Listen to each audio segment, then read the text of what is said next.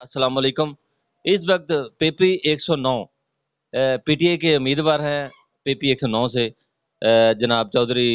اورنگزیب والا صاحب، اور ان کے پاس ہم بیٹھے ہیں، ان کے ڈیرے پہ بیٹھے ہوئے ہیں۔ آئیے ان سے بات کرتے ہیں۔ بتائیں والا صاحب، آپ پی پی 109 کے امیدوار ہیں پاکستان تحریک انصاف کے، تو اس وقت کیا صورتحال ہے پی پی 109 کے اندر؟ السلام علیکم جی۔ سب سے پہلے ڈاکٹر سیما صاحب، میں آپ کا بہت شکر گزار ہوں کہ آپ تشریف لائے ہیں۔ اور پاکستان تحریک انصاف جی، الحمدللہ میں تو آپ کو سب سے پہلے یہ بتانا چاہوں گا کہ پاکستان تحریک انصاف پورے پاکستان میں سب سے بڑی سیاسی طاقت بن چکی ہے، اور یہ پاکستان کی طاقت سیاسی طاقت سے زیادہ لوگوں کا جنون بن چکی ہے۔ اور عمران خان صاحب کی قیادت میں اس وقت پوری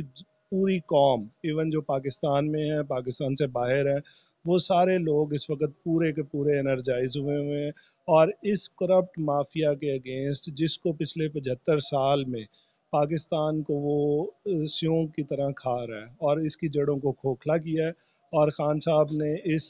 نعرے کے ساتھ لوگوں کو متحد کیا ہے، اور لوگ اس وقت پورے انرجائز ہیں۔ اور پی پی 109 میں تو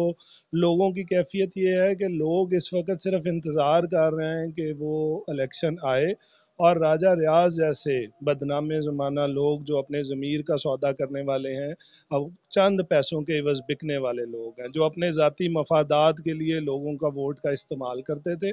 اس کا انتظار کر رہے ہیں کہ الیکشن آئے اور انشاءاللہ ہم اس کو بری طرح شکست دے کے یہ جیت جو ہوگی، یہ قوم کی جیت ہوگی، عوام کی ہوگی اور عمران خان کی ہوگی، اور انشاءاللہ ہم واضح اکثریت سے اس سیٹ سے انشاءاللہ پاکستان تحریک انصاف کو جتوائیں گے۔ اچھا، آپ یہ بتائیں کہ جو احتجاج ہوئے ہیں یا مارچ ہوا ہے، مارچ میں آپ کا بہت بڑا نام ہے، آپ نے جو کارنامہ انجام دیا یہاں سے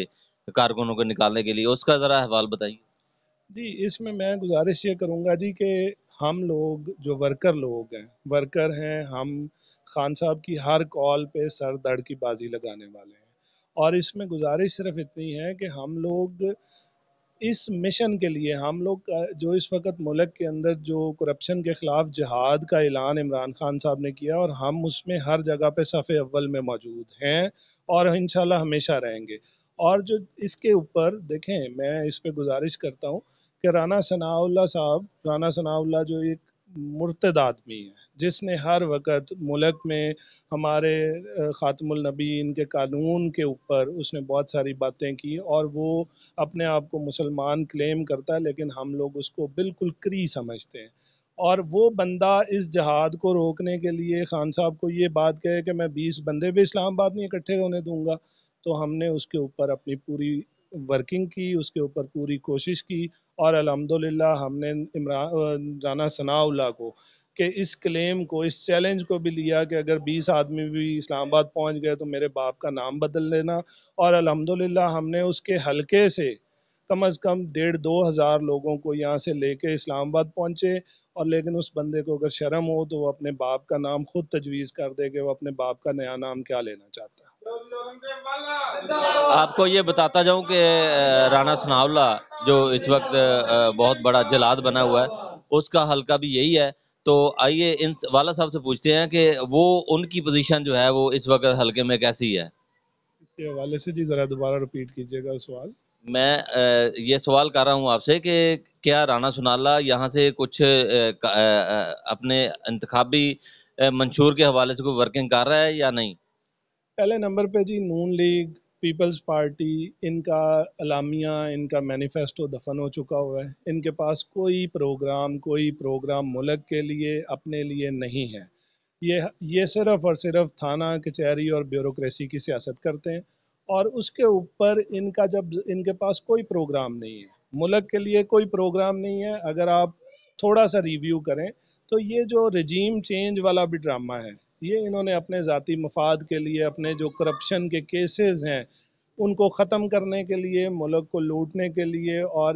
ان کا ایجنڈا تو صرف لوٹنے والا ہے، کھانے والا ہے، اپنی کرپشن، اپنے سارے معاملات کو لے کے چلنے والا ہے۔ وہ بچے جن کا باپ کہتا ہے کہ میری انکم جو رجسٹرڈ انکم ہے وہ 1,500 ریال ہے، اور اس کے بچوں کے اکاؤنٹ میں سے 4-4 5-5 ارب روپیہ نکل رہا ہے، تو ان کا کون سا ایجنڈا ہوگا؟ اسی طرح یہ رانا ثناء اللہ ان کا صرف اور صرف ایک اہلکار ہے جو ان کے عزائم کو پورا کرنے کے لیے اپنی ہر چیز اس آدمی نے داؤ پہ لگائی ہے، اور جھوٹ بولتا ہے اور ان سارے معاملات کو لے کے یہ آگے چل رہا ہے۔ تو اس بندے کی میں کیا بات کروں جس بندے کے پاس کوئی پروگرام ہی نہیں ہے،